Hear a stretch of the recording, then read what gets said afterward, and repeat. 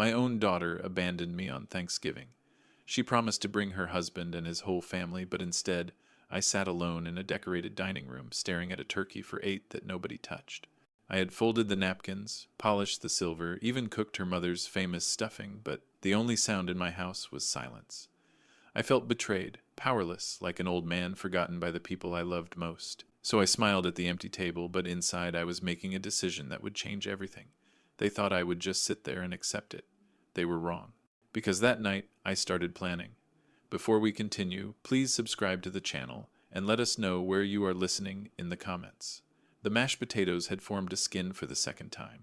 I stood in my dining room at 830, staring at Carol's grandmother's china set for 8 people who would never come. Orange and brown streamers hung from the ceiling like wilted autumn leaves, and the perfectly golden turkey sat untouched on the kitchen counter, its crispy skin mocking me with the promise of a family gathering that existed only in my imagination. I'd started cooking at dawn. Amanda's favorite stuffing recipe, the one Carol had perfected during our 38 years of marriage. Layer by layer, I'd built it with the same methodical precision I'd once used designing load-bearing structures for Carson Construction. Fresh sage, homemade cornbread, celery diced exactly the way Carol taught me. The kind of care that takes time, the kind I thought my daughter still appreciated. The wine glasses had developed condensation rings on Carol's mahogany table. 8 place settings, complete with the good silverware we'd received as a wedding gift in 1985. I'd even folded the cloth napkins into those perfect triangles Amanda used to admire when she was little, back when she called them fancy restaurant napkins, and giggled when I let her practice the fold. Through the thin walls of my Lancaster row house, I could hear the Zimmerman family next door celebrating with their grown children. The warm hum of conversation, children's laughter, the gentle clink of silverware against plates. Mrs. Zimmerman had waved from her front porch this morning, asking if I needed help carrying anything from my car. Family's coming, I'd told her proudly. Amanda and her husband Ryan, his whole family actually. First big Thanksgiving since Carol passed. My phone sat silent on Carol's old writing desk. No missed calls, no apologetic text messages, no last-minute explanations. I'd checked it every 10 minutes since 3 o'clock when Ryan's family was supposed to arrive after their drive down from Philadelphia. Ryan had promised they would all come for our first family gathering since Amanda's wedding 6 months ago. A whole new extended family I'd been eager to welcome properly into our traditions. The grandfather clock in the hallway chimed 8:45.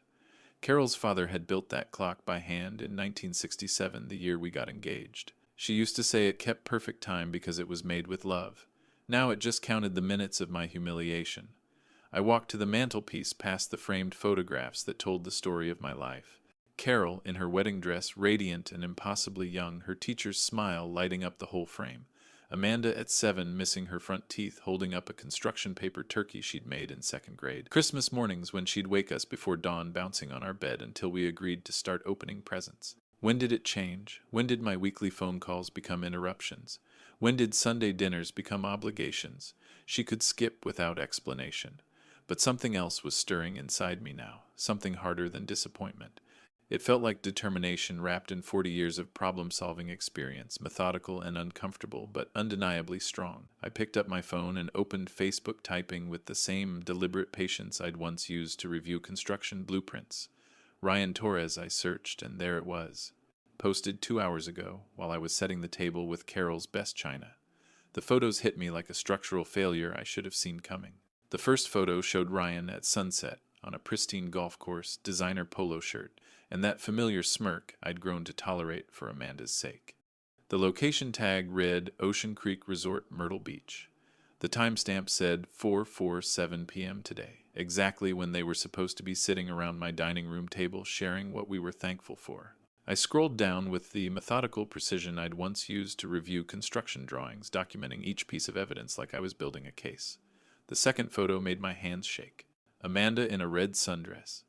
I'd never seen laughing at a poolside bar with Ryan's parents. She looked relaxed, genuinely happy in a way I hadn't seen since before the wedding.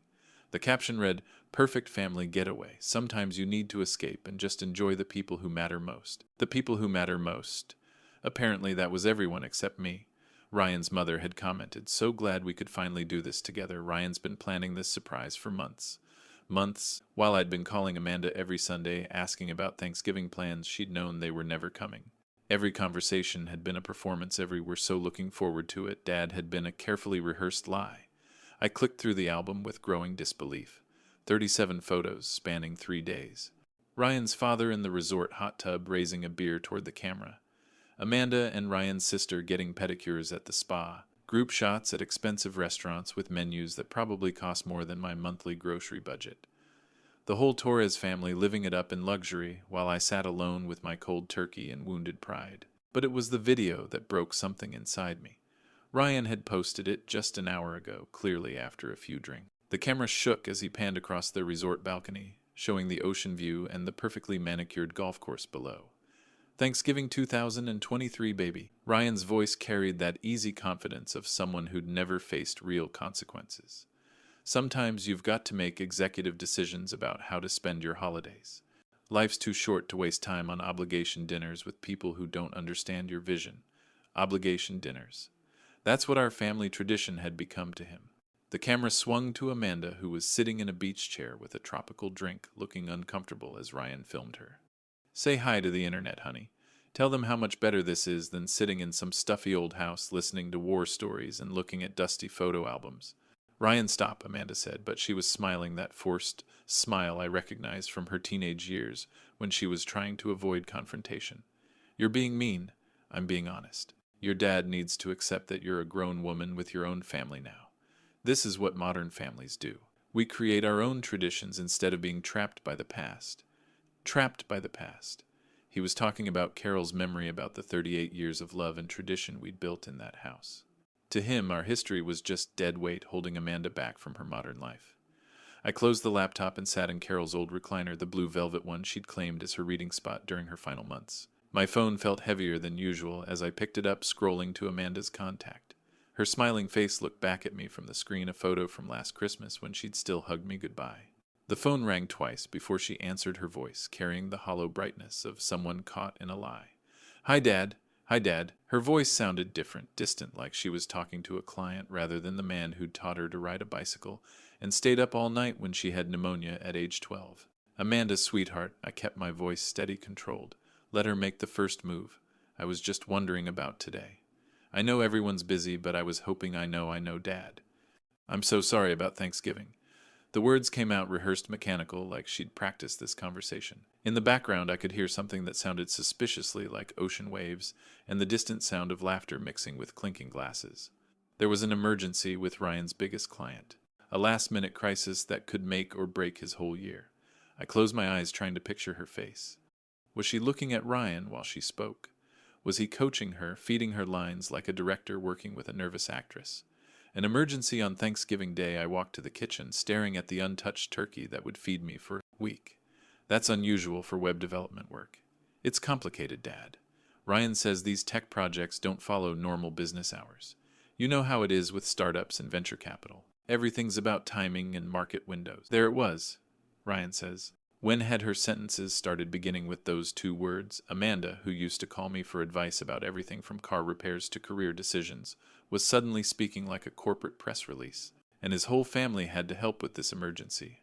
I kept my voice neutral, engineering precision applied to conversation. A pause, longer than comfortable.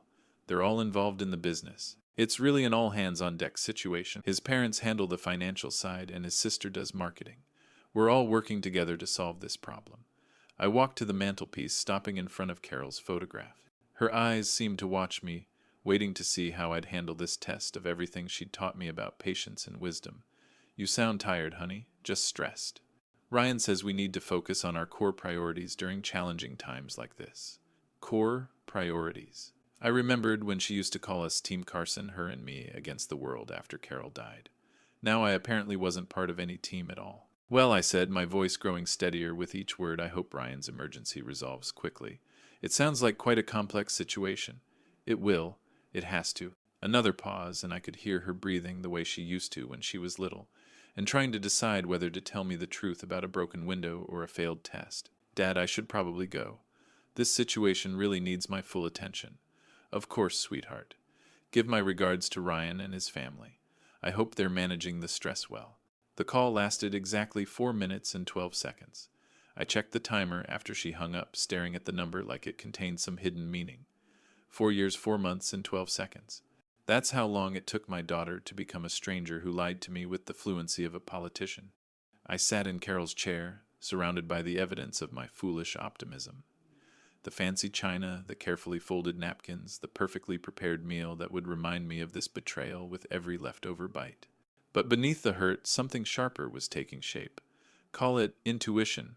Call it the natural skepticism of a man who'd spent 40 years identifying structural weaknesses before they became catastrophic failures. Ryan's emergency. Tech crisis on Thanksgiving Day. Ocean sounds and laughter in the background. For the first time in months, I walked to Carol's old desk and opened my laptop. The laptop screen flickered to life, displaying a desktop I hadn't touched since paying bills last month. I typed Private Investigators, Lancaster, Pennsylvania, with the same methodical patience I'd once used to research structural steel suppliers. If Ryan wanted to play games with family loyalty, I'd make sure we were both operating with complete information. Google returned 47 results. I cross-referenced them against Better Business Bureau ratings, state licensing boards, and client testimonials with the thoroughness I'd once applied to contractor vetting. By midnight, I'd narrowed it down to 3 finalists: Keystone Investigations, Commonwealth Security Services, and Kellerman and Associates. James Kellerman's website impressed me most. 22 years with the Pennsylvania State Police, specialized in financial fraud and domestic investigations. His photo showed a man about my age with steel gray hair and the kind of direct gaze that suggested he'd heard every lie at least twice. The testimonials focused on discretion and results rather than dramatic promises. I called his office first thing Friday morning. Kellerman and Associates, this is James. His voice carried the professional warmth of someone comfortable with his expertise. Mr. Kellerman, my name is Mike Carson. I need to discuss a family situation that may require investigation services. I can see you this afternoon if it's urgent, Mr. Carson. 2 o'clock at the Harvest Diner on Route 30. Do you know it? I built the addition on that place in 1998. I'll be there. The Harvest Diner felt like neutral territory, busy enough for privacy, but public enough to maintain professional boundaries. I found Kellerman exactly where he'd promised, sitting in a corner booth with clear sight lines to all entrances. He looked like his photo, but older, with the kind of weathered competence that comes from decades of solving other people's problems. Mr. Carson. His handshake was firm, confident. Coffee's on me. This conversation might take a while. We settled into the booth, and I laid out the facts without emotion, the way I'd once presented engineering reports to skeptical clients. The Thanksgiving deception, Amanda's personality changes over 6 months of marriage, Ryan's manipulative behavior, and controlling comments I'd witnessed during their brief engagement. Kellerman took notes in a leather portfolio, occasionally nodding. When I finished, he set down his pen and studied me with the intensity of a man used to separating truth from wishful thinking. What specifically do you suspect, Mr.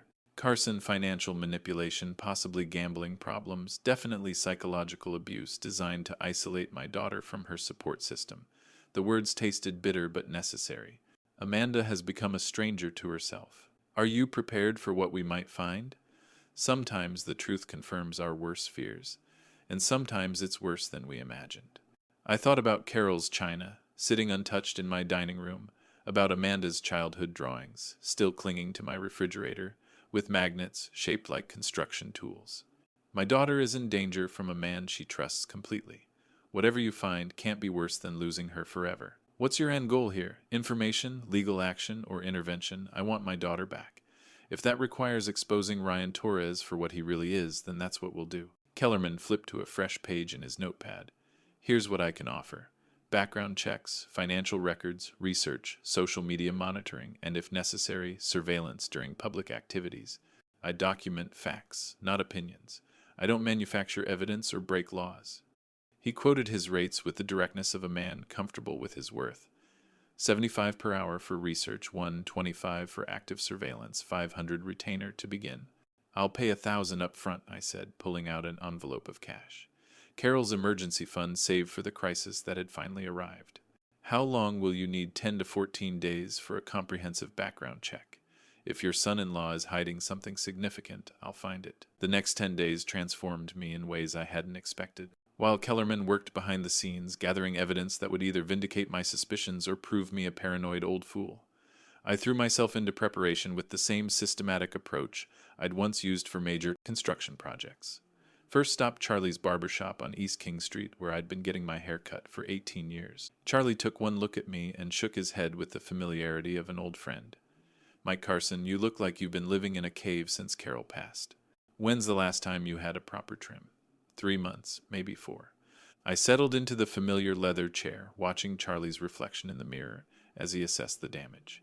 I need to look like someone who has his life together, Charlie. Job interview, new lady friend. Charlie's scissors worked with surgical precision, each cut deliberate and confident. Family situation. I need to look like the man Carol married, not the one who's been feeling sorry for himself. The man in the mirror looked 10 years younger when Charlie finished. Sharp lines, confident angles, the kind of haircut that suggested competence rather than defeat. I tipped him $20 instead of my usual $12. At Zimmerman's dry cleaning, Mrs. Zimmerman examined my navy blue suit with professional disapproval. Too long since you wear this, Michael. Needs pressing minor alterations. You lose weight? Yes. Can you have it ready by next Friday, Mrs. Z? Of course. Your Carol, she always bring your clothes here. Good woman. She would want you looking sharp for whatever this is. Carol would have approved of my preparation strategy. She'd always said navy blue made my eyes look determined, that confidence started with how you presented yourself to the world. I bought a new tie at the Men's Warehouse in Lancaster silk with thin gray stripes that caught the light just right. The young salesman, probably Amanda's age, treated me with the respect due to a man who knew what he wanted. Back home, I installed the security camera system I'd been putting off since Carol's death. The instructions took 3 hours to follow properly, but my engineering background made the wiring straightforward. Now I could see who approached my house before they knocked control the interaction from the beginning. Every morning, I walked 4 miles through Lancaster Central Park, building stamina and burning off nervous energy. My body felt stronger than it had in months, driven by purpose rather than weighed down by grief. I ate proper meals instead of microwave dinners, slept 8 hours instead of lying awake, missing Carol's breathing beside me. The psychology books I checked out from the Lancaster Public Library made for disturbing reading. Recognizing Emotional Manipulation, The Psychology of Financial Abuse. Love Bombing and Isolation Tactics. Ryan's behavior matched the textbook patterns with frightening accuracy. I practiced conversations in my bathroom mirror, rehearsing calm, measured responses to Ryan's inevitable attacks. Not angry confrontation, but surgical precision. A surgeon doesn't shout at cancer cells. He removes them with steady hands and sharp instruments. My bank account could handle additional investigative expenses if necessary. My calendar was clear. My house was organized like a command center, everything clean, purposeful, ready for whatever James Kellerman might discover. Thursday afternoon, my phone buzzed with a text notification from Kellerman package, ready for pickup. Can you meet tomorrow 2 p.m., same location? I stood in front of my bedroom mirror one final time, practicing the words I'd been rehearsing for 10 days. Hello, Ryan. Welcome home. We need to talk. My reflection looked back with steady eyes and a confident jawline. Carol would have been proud. At exactly 2:00 p.m. Friday, I walked into the Harvest Diner carrying the confidence I'd built over 10 days of preparation. Kellerman sat in the same corner booth, but this time he had a manila envelope thick enough to choke a horse. His expression carried the weight of difficult news. Mr. Carson. He stood to shake my hand, his grip firm but his eyes serious. Thank you for being punctual. We have a lot to discuss. I slid into the booth across from him, noting how he'd positioned the envelope between us, like evidence in a courtroom. What did you find, James? Your instincts about Ryan Torres were correct, but the reality is worse than you suspected. He opened the envelope with practiced precision, revealing documents organized with colored tabs and section dividers. Before we begin, I want you to know that everything here is legally obtained and fully documented. The first section hit me like a structural failure I should have seen coming. Financial records spread across the table like a blueprint of deception. Credit card statements, loan applications, bank records painted in red ink and overdue stamps. $42,000 in credit card debt across 7 different accounts. Kellerman explained, his finger tracing the numbers. $19,000 owed to Atlantic Coast Gaming, that's a casino collection agency operating out of Atlantic City. 3 loan applications denied by major banks in the past 4 months. I studied the documents with the same methodical attention I'd once applied to load calculations. How is he making minimum payments? He's not. He's been juggling accounts, taking cash advances from one card to pay another. It's a house of cards that's about to collapse. Kellerman flipped to the next section. But that's not the worst part. Section B revealed Ryan's professional problems. Real estate license suspended twice for ethical violations, currently on probation with the Pennsylvania Real Estate Commission. Former clients had filed complaints about misrepresented properties and hidden fees. He's one violation away from losing his license permanently, Kellerman noted. That's probably why he rushed into marriage with Amanda. He needed financial stability fast. You're saying he targeted my daughter. The evidence suggests a pattern. His previous engagement broken when his fiancée discovered his gambling problem. Social media records showing him researching Amanda's background before their first date. He knew about her pharmacy job, her financial stability, her family situation. My hands clenched into fists, but I forced my voice to remain steady. What else? Kellerman's expression grew darker. Section C contains surveillance photos from last weekend. Ryan drove to Atlantic City Saturday night, told Amanda he was meeting clients in Philadelphia. Spent 4 hours at the Borgata Casino, lost $1,200 at blackjack tables. The photos showed Ryan at various gaming tables, the desperate intensity of a man chasing losses with money he didn't have. Timestamps proved he'd been gambling while Amanda worked a double shift at the hospital covering for colleagues so they could spend time with their families. There's more. Kellerman pulled out his phone, showing me a recording app. Pennsylvania is a one-party consent state for recordings. I legally recorded Ryan's conversation with a debt collector yesterday. The audio quality was clear, Ryan's voice stressed and desperate. Look, I just need another month. My wife's got savings and her old man's got property. I can get the money, but I need time to access it without raising suspicions. My wife's got savings. Her old man's got property. He was already planning to drain Amanda's accounts and somehow get his hands on my house. How long has this been going on? Based on the financial records, the gambling escalated right after their engagement. The debt accumulation matches the timeline of his relationship with Amanda almost perfectly. I sat back in the booth, processing the systematic destruction of everything I'd feared. Ryan hadn't just married my daughter, he'd targeted her like a predator identifying vulnerable prey. James, I said, my voice steady with newfound purpose, I need you to document everything. Every transaction, every lie, every manipulation. We're going to save my daughter. Back home, I spread Kellerman's evidence across Carol's old dining table like blueprints for the most important construction project of my life. $42,000 in debt, $19,000 to casino collectors, recorded conversations about accessing Amanda's savings and my property. The pattern was clear as structural steel. Ryan Torres was a predator who'd identified my daughter as his solution to a gambling problem that was destroying his life. I sat in Carol's reading chair holding her photograph from our 25th anniversary. Her teacher's wisdom had always guided me through difficult decisions, and I needed her clarity now more than ever. What would you do, Maggie? I asked her smiling face. How do we save our little girl without destroying her in the process? The answer came in her voice as clear as if she were sitting beside me. Family protects family, Michael. But wisdom chooses the right battlefield. I walked to my workshop in the basement, the space where I'd always done my best thinking. Surrounded by the tools of 40 years in construction, I approached Amanda's situation like any complex engineering problem. Identify the load-bearing structures, determine the points of failure, plan the intervention to minimize collateral damage. Ryan's vulnerabilities were obvious, his gambling addiction, his mounting debt, his professional probation status. But attacking him directly would only make Amanda defensive. She'd been systematically isolated and manipulated for 6 months.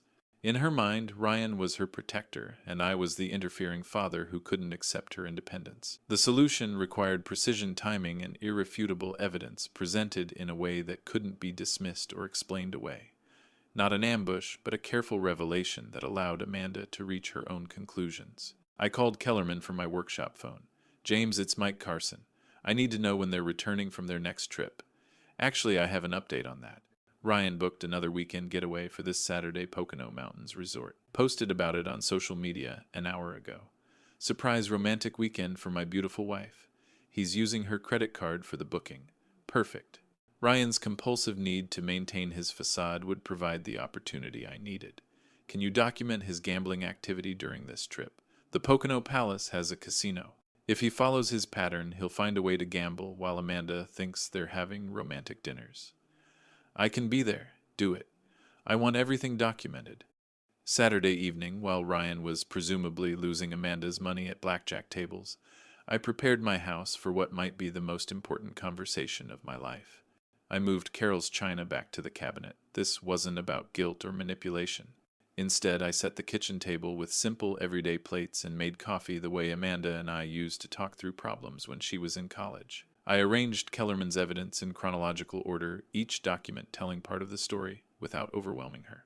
Financial records first to establish the scope of deception. Professional violations second to show the pattern of dishonesty.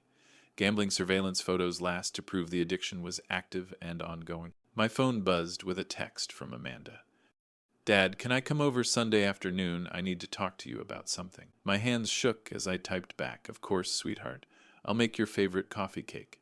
Something in her message suggested she was already questioning her situation. Maybe the weekend trip had revealed cracks in Ryan's performance. Maybe her nurse's training was helping her recognize the symptoms of addiction and manipulation.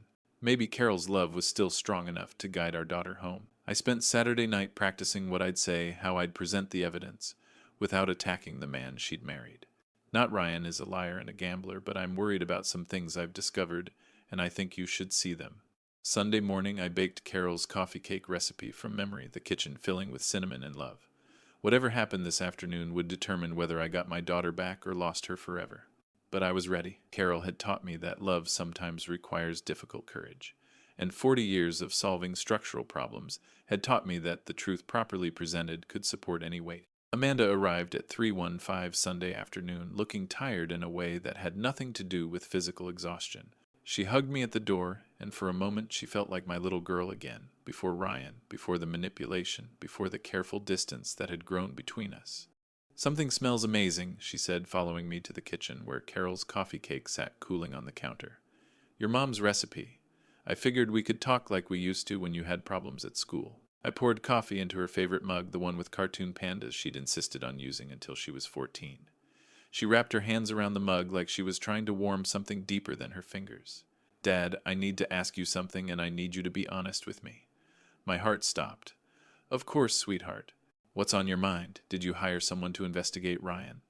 The question hung between us like a bridge. I had to decide whether to cross.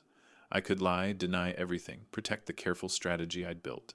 Or I could trust the daughter Carol and I had raised to value truth above comfort. Yes, I said simply. I did. She nodded slowly like she'd been expecting that answer. I thought so. Ryan's been acting paranoid lately, checking his phone constantly, looking over his shoulder. Yesterday at the resort, he got a call that made him go white as a sheet. When I asked about it, he said it was work, but she trailed off, staring into her coffee. But you don't believe him anymore. I don't know what to believe anymore, Dad. 6 months ago, I thought I'd found my soulmate. Now I feel like I'm living with a stranger who gets angry when I ask simple questions. She looked up at me with eyes that reminded me of Carol when she was trying to solve a difficult student's problems. What did you find? I reached across the table and covered her hand with mine. Before I show you anything, I want you to know that I love you no matter what. Nothing changes that. And whatever you decide to do with this information, I'll support you. Dad, you're scaring me. I'm sorry, honey, but I think you need to see this. I walked to the counter and brought back the folder I'd organized so carefully. I hired a private investigator because I was worried about some things I'd noticed. Changes in you, inconsistencies in Ryan's stories, the way he seemed to be isolating you from our family. I opened the folder to the first section, the financial records. Amanda's nursing training had taught her to read medical charts methodically, and she applied that same systematic approach to Ryan's credit card statements. $42,000, she whispered, her finger tracing the numbers. Dad, we talked about being debt-free before we got married. He showed me bank statements, said he had savings. Those statements were probably from before the gambling escalated. Look at the dates on these charges. She flipped through the pages with growing horror. Casino ATM withdrawals, cash advances, minimum payments that barely covered interest. Atlantic Coast Gaming, what's that? A casino collection agency. He owes them $19,000. Amanda's hands started shaking. The romantic weekend trips. The expensive restaurants. The resort this weekend, I paid for it on my credit card because he said his was temporarily frozen due to fraud protection. Amanda, there's more. I showed her the professional violations, the suspended real estate license, the pattern of complaints from clients. And this was recorded legally, Ryan talking to a debt collector about accessing your savings in my property. I played the audio on my phone. Ryan's voice filled my kitchen. My wife's got savings and her old man's got property. I can get the money, but I need time to access it without raising suspicions. Amanda's coffee mug slipped from her hands, shattering against the kitchen floor. Coffee splashed across Carol's linoleum, and for a moment the only sound was my daughter crying. He married me for my money, she sobbed. Everything was a lie. The romance, the proposals, the promises about our future, it was all about solving his gambling problem. I knelt beside her chair, holding her while she cried, feeling like I was picking up pieces of more than just a broken mug. I held Amanda while she cried the way I'd held her when she was 8, and fell off her bicycle when she was 16, and her first boyfriend broke her heart when she was 22 and Carol died. Some things never change. A father's arms are always strong enough to catch his daughter when she falls. When the tears finally subsided, I helped her to the living room couch, the same spot where Carol used to read her bedtime stories. I brought her tissues and a glass of water, then sat beside her the way I had during countless childhood crises. I feel so stupid, Dad, she whispered, her voice raw from crying. I'm a registered nurse. I'm supposed to be smart observant. How did I miss all the signs? Honey, you're not stupid. You're a victim of someone who's very skilled at manipulation. Ryan studied you, learned your vulnerabilities, and exploited them systematically. That's not your fault. That's predatory behavior. She looked at me with red-rimmed eyes that reminded me of Carol after particularly difficult parent-teacher conferences. The romantic gestures, the expensive dinners, the way he made me feel special. It was all calculated, wasn't it? Probably. Love bombing is a common tactic. Make the victim feel incredibly special and loved, then gradually introduce control and isolation. I'd learned the terminology from the psychology books, but seeing it applied to my daughter made the clinical terms feel like weapons. He convinced me that your Sunday dinners were obligation time that interfered with our relationship. Said healthy couples needed to establish boundaries with extended family. Amanda's voice grew stronger with each revelation. I actually believed him when he said you were being possessive and controlling. What matters now is what you want to do about it. You have options, sweetheart. She straightened up, and I saw a flash of the determined woman Carol and I had raised. I want out. I want a divorce, and I want to make sure he can't hurt anyone else the way he hurt me. That's going to require careful planning. Ryan's desperate, and desperate people make dangerous choices. We need to protect you legally and financially before he realizes what's happening. I walked to Carol's desk and pulled out the yellow pages, finding the section I'd bookmarked earlier. Margaret Steinberg, family law attorney. She handled the Kowalski divorce last year, got Mrs. K everything she needed to start over. Can we call her tomorrow? We'll call her first thing Monday morning. But Amanda, there's something else we need to discuss. Ryan's gambling addiction means he's probably already spent money from your joint accounts. We need to protect your remaining assets immediately. Amanda's nursing training kicked in the same systematic approach she used with critical patients. Joint checking account has about $8,000. My personal savings has $15,000. The house down payment fund has $22,000.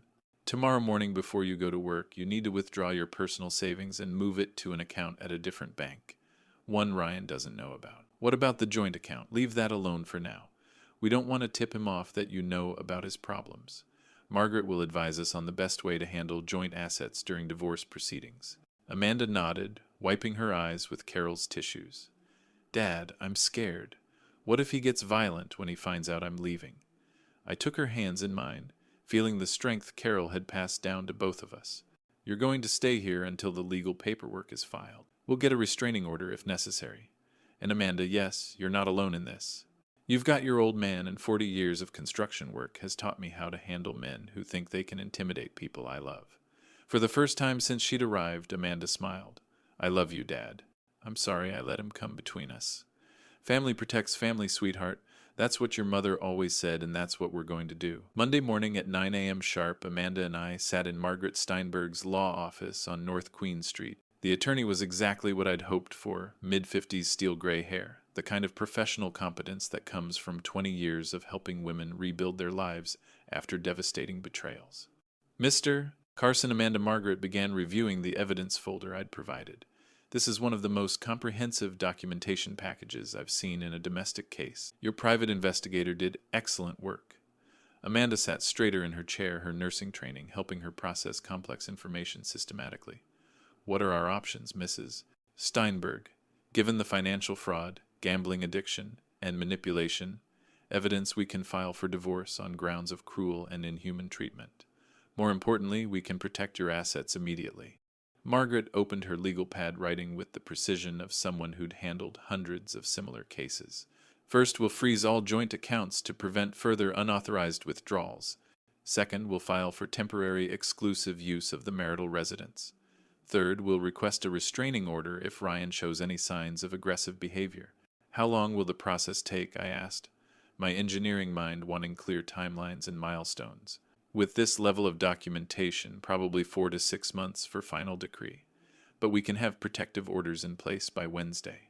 Amanda pulled out her checkbook, her hands steady for the first time since Sunday's revelation. What's your retainer, Mrs. Steinberg? $5,000 for a contested divorce with asset protection. But given the circumstances, I'm willing to work with a payment plan. No need, I said, writing my own check. Consider this an investment in my daughter's future. By noon, the paperwork was filed. By 2 p.m., Amanda had opened a new bank account at Fulton Financial and transferred her personal savings. By 4 p.m., a sheriff's deputy was serving Ryan with divorce papers at his web development office. My phone rang at 6:30 that evening while Amanda and I were making dinner together for the first time in months. Mike Carson, I answered with the calm authority of a man who'd been expecting this call. You son of a bitch, Ryan's voice carried across the kitchen loud enough for Amanda to hear every word. What the hell do you think you're doing?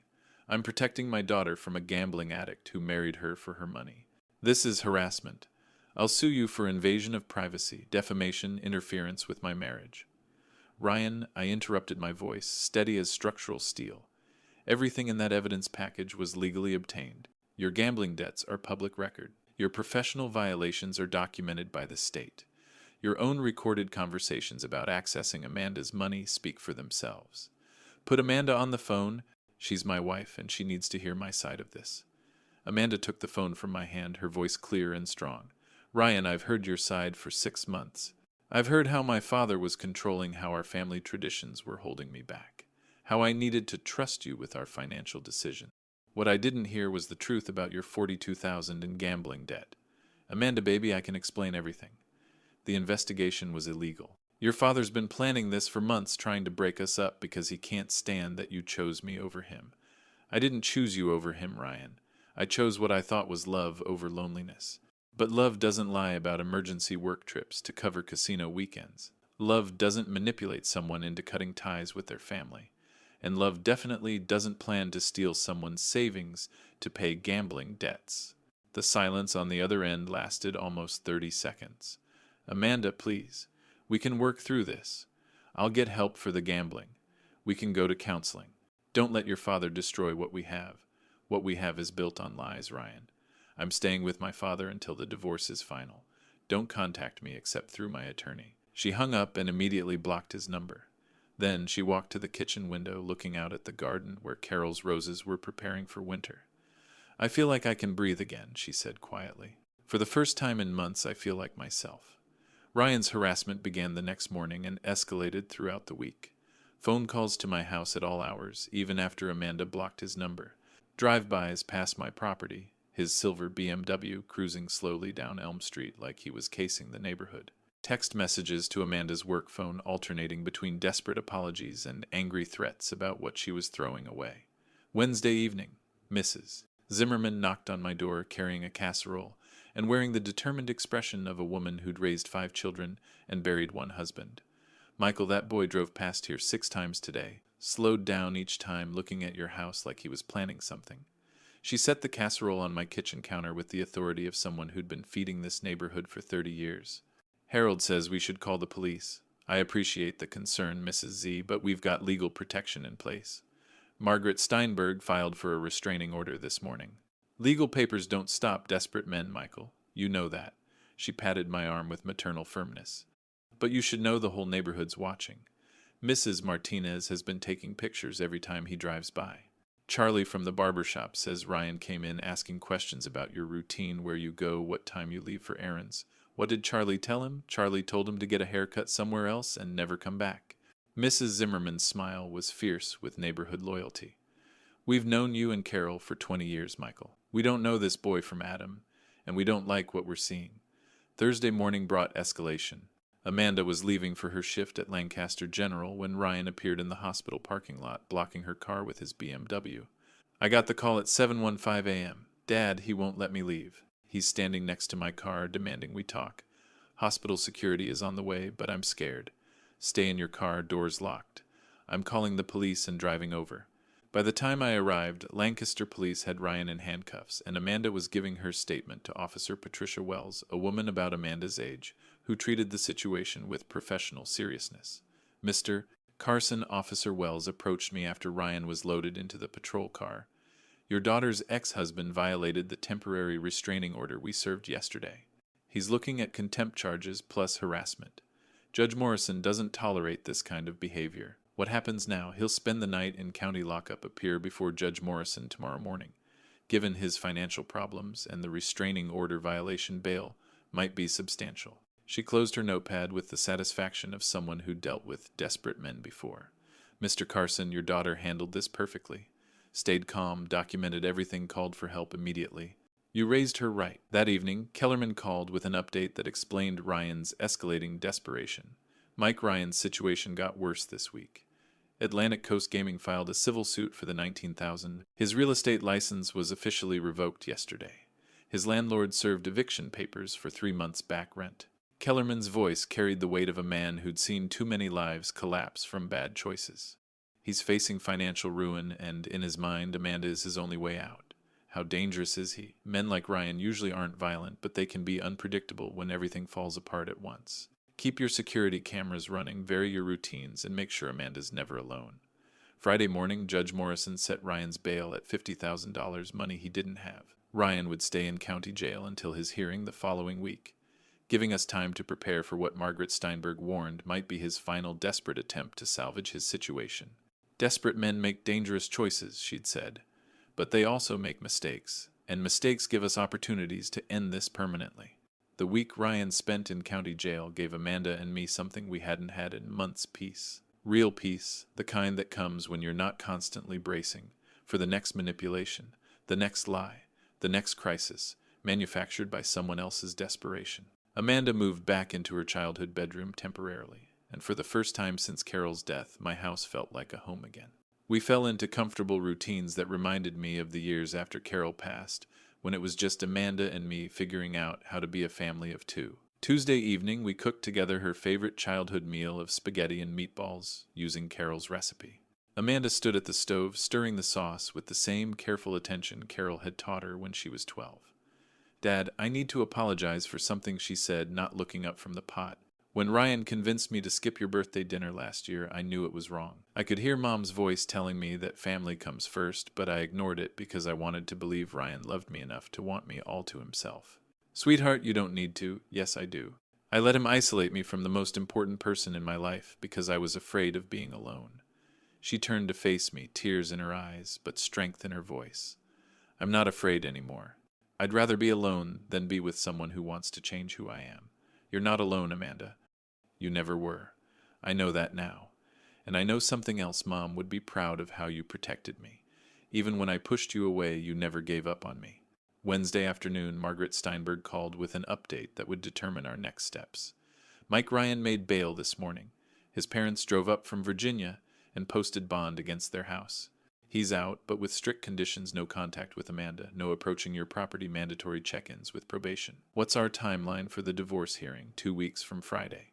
Judge Morrison will hear final arguments, review the evidence, and issue the decree. Given Ryan's restraining order violations and the financial fraud documentation, this should be straightforward. And if Ryan violates the bail conditions, he goes back to jail immediately and we ask for an expedited hearing. Judge Morrison has zero tolerance for men who harass women through the legal system. That evening, Amanda and I sat on the front porch swing. Carol had loved watching the sunset paint Lancaster's autumn sky in shades of gold and amber. The same porch where Carol used to grade papers while Amanda did homework, where we'd celebrated Amanda's nursing school acceptance, where we'd held each other and cried the night Carol died. Dad, I've been thinking about something Amanda said, curled up beside me the way she used to when she was little and scared of thunderstorms. When this is all over, when the divorce is final, I want to move back to Lancaster. I want to buy a house near you, maybe start over in a place where people know who I really am. What about your job in Philadelphia? Lancaster General offered me a position in their cardiac unit. Better hours, better pay, and I'd be close to family. She smiled, the first genuinely happy smile I'd seen from her in months. I want to be part of this community again. I want to have Sunday dinners and help Mrs. Zimmerman with her garden, and maybe even find someone who loves me for who I am, not what I can provide. Your mother always said Lancaster was where we belonged. She was right about a lot of things. Friday morning, Kellerman called with news that would test everything we'd built during our week of peace. Mike Ryan's been asking questions around town. Stopped by the diner, the barber shop, even tried to talk to some of your neighbors. He's looking for ammunition, trying to find something he can use against you or Amanda in court. Did he find anything? Nothing but a community that thinks he's a predator who targeted a good woman. But Mike, desperate men don't always think rationally. Be extra careful this weekend. Saturday morning at 8:30, I was working in my front yard, raking the last of Carol's fallen leaves, when Ryan's silver BMW pulled into my driveway. He got out slowly, like a man carrying the weight of a world that was collapsing around him. His expensive clothes were wrinkled, his usually perfect hair unkempt, and his eyes had the desperate intensity of someone who'd run out of options. Mike, his voice was carefully controlled, but I could hear the desperation underneath. We need to talk. I straightened up, holding the rake like I'd held construction tools for 40 years, with confidence and purpose. Ryan, you're violating your bail conditions by being here. I don't care about bail conditions. I care about my marriage. He stepped closer, and I could smell alcohol on his breath, despite the early hour. You destroyed everything I worked for, everything I built with Amanda. What you built with Amanda was a house of lies, supported by her money and my daughter's trust. That's not a marriage, that's fraud. You hired a private investigator to spy on me. You manipulated evidence to make me look like a criminal. I documented facts, Ryan. Your gambling debts are real. Your professional violations are public record. Your own recorded conversations about accessing Amanda's savings speak for themselves. Ryan's carefully maintained facade finally cracked. You think you're so smart, don't you? The perfect father, the protective hero. But you're just a lonely old man who couldn't stand that his daughter chose someone else. Amanda didn't choose someone else, Ryan. She chose what she thought was love. What she got was a predator who targeted her financial stability to solve his gambling problem. I loved her. The words came out as a desperate shout that carried across the neighborhood. I love her more than you ever could. Love doesn't lie, Ryan. Love doesn't manipulate. Love doesn't isolate someone from their family to make them easier to control. From the corner of my eye, I saw Mrs.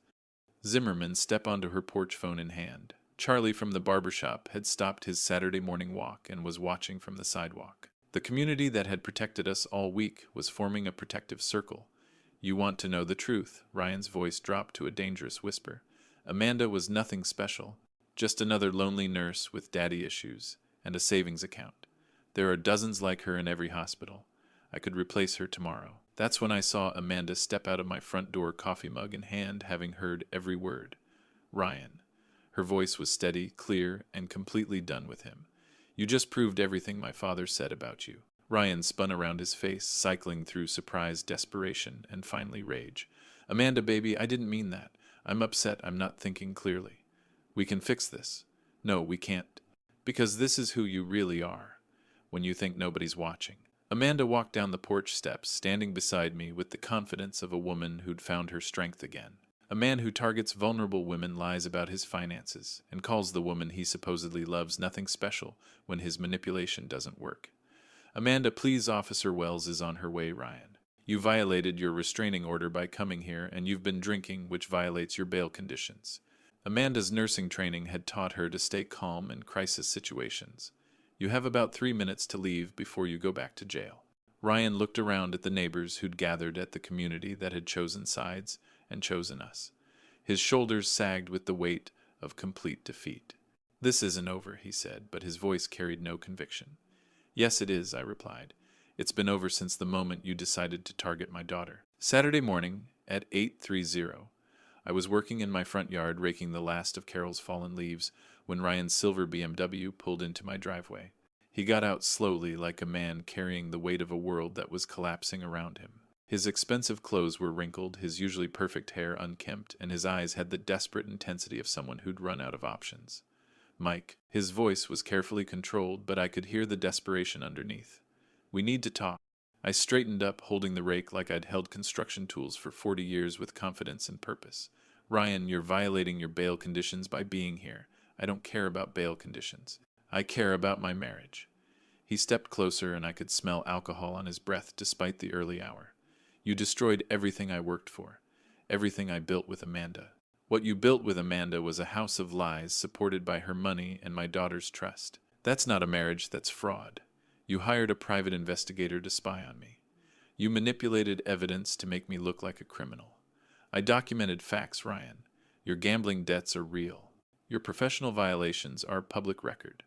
Your own recorded conversations about accessing Amanda's savings speak for themselves. Ryan's carefully maintained facade finally cracked. You think you're so smart, don't you? The perfect father, the protective hero. But you're just a lonely old man who couldn't stand that his daughter chose someone else. Amanda didn't choose someone else, Ryan. She chose what she thought was love. What she got was a predator who targeted her financial stability to solve his gambling problem.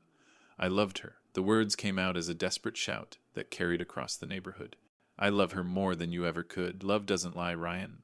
Love doesn't manipulate. Love doesn't isolate someone from their family to make them easier to control.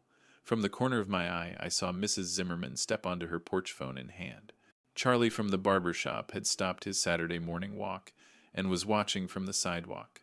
The community that had protected us all week was forming a protective circle. You want to know the truth? Ryan's voice dropped to a dangerous whisper. Amanda was nothing special. Just another lonely nurse with daddy issues and a savings account. There are dozens like her in every hospital.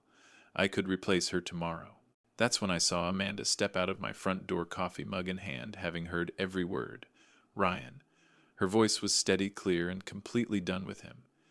You just proved everything my father said about you. Ryan spun around, his face cycling through surprise, desperation, and finally rage. Amanda, baby, I didn't mean that. I'm upset. I'm not thinking clearly. We can fix this. No, we can't. Because this is who you really are when you think nobody's watching.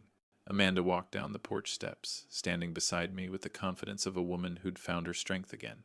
A man who targets vulnerable women, lies about his finances, and calls the woman he supposedly loves nothing special when his manipulation doesn't work. Amanda, please, Officer Wells is on her way, Ryan. You violated your restraining order by coming here, and you've been drinking, which violates your bail conditions. Amanda's nursing training had taught her to stay calm in crisis situations. You have about 3 minutes to leave before you go back to jail. Ryan looked around at the neighbors who'd gathered at the community that had chosen sides and chosen us. His shoulders sagged with the weight of complete defeat. This isn't over, he said, but his voice carried no conviction. Yes, it is, I replied. It's been over since the moment you decided to target my daughter. Officer Wells arrived within 5 minutes, just as Ryan was getting back into his BMW. The neighbors who'd witnessed the confrontation provided statements with the efficiency of people who'd been waiting for this moment all week. Mr. Torres, Officer Wells approached Ryan's car window with professional authority. You're under arrest for violating the conditions of your bail and the restraining order. Please step out of the vehicle. Ryan's arrest was swift and final. No dramatic protests, no desperate pleas, just the quiet click of handcuffs, and the sound of his BMW being impounded for the unpaid loan Amanda discovered later that afternoon. Monday morning brought news that felt like structural justice finally supporting the weight it was designed to carry. Margaret Steinberg called with updates that satisfied my engineering mind's need for systematic resolution. Mike Judge Morrison revoked Ryan's bail after reviewing Officer Wells' report and the witness statements from your neighbors. He's back in county jail pending his hearing, which has been moved up to this Friday due to the violations. What are we looking at for consequences? Contempt of court, harassment charges, and bail violation could mean 6 months in jail. The divorce decree will be finalized Friday, regardless of whether he appears. His financial situation has completely collapsed, eviction car repossession, and the casino collection agency garnished what little remained in his accounts. Wednesday afternoon, Kellerman stopped by with the final pieces of Ryan's downfall, documented with the thoroughness I'd come to expect. Mike Ryan's parents drove back to Virginia yesterday. They posted their house as collateral for his bail, and when he violated it, they lost $12,000. Kellerman's expression carried the satisfaction of a man who'd seen justice properly served. His mother called Amanda at the hospital, apologizing for her son's behavior and asking for forgiveness. What did Amanda tell her? That she understood the difference between Ryan's choices and his family's character. Classy response from a woman who had every right to be bitter. Friday morning, Amanda and I sat in Judge Morrison's courtroom for the final hearing. Ryan appeared via video link from county jail looking like a man who'd aged 5 years and 2 weeks. His court-appointed attorney entered a guilty plea to all charges in exchange for concurrent sentencing. Judge Morrison's words carried the weight of 40 years on the bench. Mr. Torres, you systematically deceived, manipulated, and financially exploited a woman who trusted you. You violated court orders designed to protect her, and when confronted with evidence of your crimes, you responded with harassment and threats. This court sentences you to 6 months in county jail, 3 years probation, mandatory gambling addiction treatment, and permanent prohibition from contacting Mrs. Carson or her family. The divorce decree was final. Amanda's maiden name was restored. Ryan's parental rights to any future children were terminated due to his criminal behavior. The systematic destruction he'd planned for our family had become his own complete downfall. Outside the courthouse, Amanda hugged me with the strength of someone who'd survived a battle and emerged victorious. Dad, I want to thank you for something. What's that, sweetheart? For showing me what real love looks like. Real love protects. Real love fights for what's right. Real love doesn't give up, even when the person you're protecting pushes you away. Your mother taught me that family protects family no matter what. She taught us both well. That evening we drove to Carol's grave at Lancaster Cemetery, carrying flowers from the garden she'd planted 20 years ago. We told her about the week's events, about Amanda's strength, about the community that had rallied around us, about justice finally served. The sun was setting behind the old oak trees when Amanda spoke to her mother's headstone. Mom, I'm home. Really home this time. 6 months later, I stood in Amanda's new kitchen, watching her prepare Sunday dinner with the same careful attention Carol had taught her 20 years ago. Her house on Maple Street was only 4 blocks from mine, close enough for daily coffee, far enough for independence. The perfect distance for a father and daughter who'd learned the difference between love and control. Dad, can you check the roast? Amanda called from the dining room, where she was setting the table with everyday dishes instead of fancy china. I think it's almost ready. The kitchen smelled like home Carol's pot roast recipe, fresh bread from the Lancaster bakery, apple pie cooling on the windowsill. Through the window, I could see Amanda's small garden where she'd planted Carol's favorite roses transplanted from our backyard with Mrs. Zimmerman's expert guidance. Smells perfect, sweetheart. I opened the oven, checking the roast with the same precision I'd once used for construction measurements. Your mother would be proud of this kitchen. She'd be proud of a lot of things. Amanda appeared beside me, wearing the apron Carol had embroidered with tiny flowers during her final spring. Dad, I have something to tell you. My heart stopped for a moment. Too many conversations had started with those words over the past year. Don't look so worried. Amanda laughed, the sound as light and genuine as it had been when she was 12. It's good news. Great news, actually. What is it? David asked me to marry him. David Chen, the pediatric surgeon from Lancaster General, who'd been courting Amanda with the patience and respect she deserved. A man who brought her flowers for no reason, who asked about her day and listened to the answers, who treated our Sunday dinners as treasured family time rather than obligations to endure. What did you tell him? I told him I needed to ask my father's opinion first. Amanda's smile carried all the wisdom she'd gained through surviving Ryan's manipulation. Not his permission, his opinion, because I've learned the difference between a man who values family input and one who fears it. I pulled her into a hug that felt like victory and healing wrapped together. I think David Chen is the luckiest man in Lancaster County. So you approve, sweetheart? I've watched him with you for 4 months. He makes you laugh. He respects your intelligence. He asks about your work and remembers the answers. He treats you like the remarkable woman your mother and I raised. I held her at arm's length, seeing Carol's strength in her eyes. But most importantly, he makes you more yourself, not less. The front door opened, and David's voice called out with the comfortable familiarity of someone who belonged in our family circle. Something smells incredible in here. That's your future wife's cooking, I called back. Hope you're hungry. David appeared in the kitchen doorway, his face lighting up when he saw Amanda's expression. She told you, she told me. I shook his hand with the firm grip of a man welcoming his daughter's choice. Welcome to the family, son. That evening, after David went home and Amanda and I finished the dishes, we sat on her front porch, swing a smaller version of the one Carol had loved. The autumn air carried the scent of wood smoke and fallen leaves, the comfortable sounds of a neighborhood settling into evening. Dad, do you think Mom knows about everything that happened about David? About how things turned out? I looked up at the stars beginning to appear over Lancaster's peaceful streets. Your mother always said, love finds a way to protect what matters most. I think she's been watching over us all along. I think so too. Amanda curled up beside me the way she had as a child, and for the first time in over a year, everything felt exactly as it should be. 1 year later, I stood in the back of St. James Methodist Church, adjusting my navy blue tie, the same one I'd worn to confront Ryan, now serving a much happier purpose. Amanda was getting married today, and this time I was walking her down the aisle to a man who deserved her.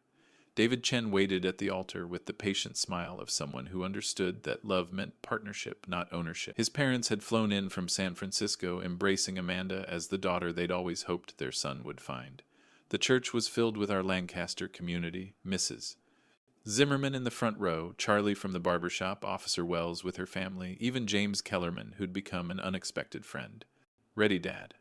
Amanda appeared beside me in Carol's wedding dress, altered perfectly by Mrs. Zimmerman's expert hands. She looked radiant, confident, genuinely happy in a way I hadn't seen since before Ryan entered our lives. I've been ready for this moment since the day you were born, sweetheart.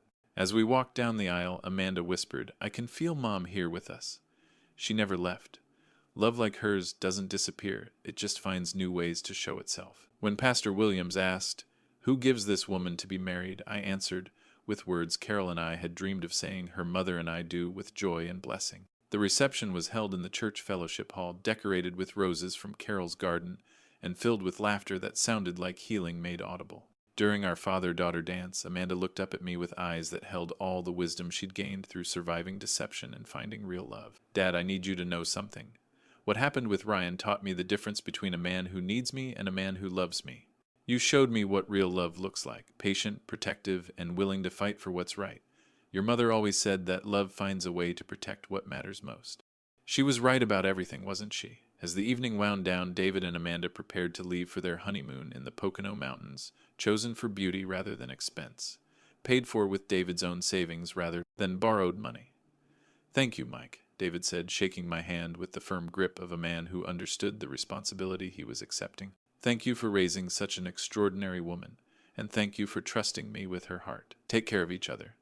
And remember, Sunday dinners are at 2 p.m. Don't be late. That night I sat on my front porch swing, looking up at stars that seemed brighter than they had in years. The house felt peaceful rather than empty, filled with echoes of laughter, and the promise of grandchildren who would someday play in Carol's garden. I found a note Amanda had left on my kitchen counter. Dad, thank you for showing me the difference between manipulation and love, between control and protection. Thank you for never giving up on me, even when I pushed you away. You are the father every daughter deserves, and I am the luckiest daughter in Lancaster County. Love always, Amanda. Sometimes the greatest victories come not from what we build, but from what we protect. Sometimes the most important engineering project is rebuilding a family that someone else tried to destroy. And sometimes love really does find a way to bring us home. If you like this story, please like this video, subscribe to the channel, and share your impressions of this story in the comments. To listen to the next story, click on the box on the left. Thank you for watching.